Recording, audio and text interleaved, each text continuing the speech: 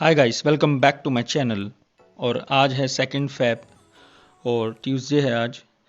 और अगर आप देखेंगे मार्केट आज भी ऑलमोस्ट 1200 पॉइंट अप है और जो हमारा इंडिया विक्स है वो ऑलमोस्ट फ्लैट है और थोड़ा सा नेगेटिव है, जो मार्केट की तेज़ी को सपोर्ट ही कर रहा है। और जो सेंसेक्स है वो भी ऑलमोस्ट 1200 पॉइंट अप है और निफ्टी भी ऑलमोस्ट 345 पॉइंट अप है।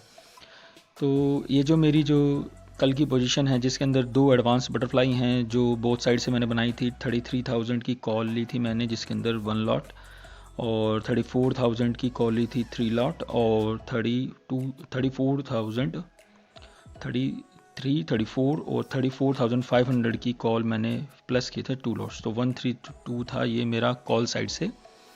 और ऐसे ही मेरा पुट में भी था, 33,000 की पुट थी मेरे पास और 32,000 की पुट मेरे पास सेल थी 3 लॉट, और 31,500 की पुट मेरे पास 2 लॉट प्लस थे।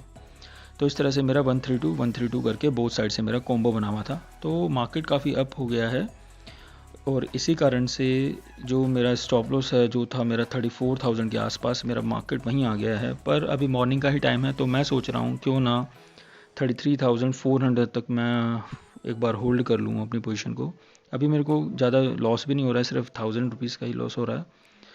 तो पर एक बात ये भी है कि अगर मार्केट यहीं रहता है आज और कल तो परसों मॉर्निंग में मेरे को अच्छे खासे पैसे आ जाएंगे इसके अंदर।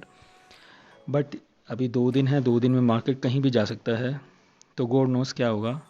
तो मेरे को अपने स्टॉप लॉस को केयरफुली वॉच करना होगा और अगर मुझे लगेगा तो मैं अपनी पोजीशन को कट ज़रूर कर दूंगा। और वहीं दूसरी तरफ जो मेरी पुट की पोजीशन है वो ऑलमोस्ट 1000 पॉइंट आउट हो चुकी है क्योंकि मेरे पास 33,000 की पुट प्लस है इस टाइम। तो इसके बारे में मुझे सोचना होगा कि इसका मैं क्या करूं। सो प्लीज़ कीप वॉचिंग, देखते हैं आगे मैं क्या करता हूं।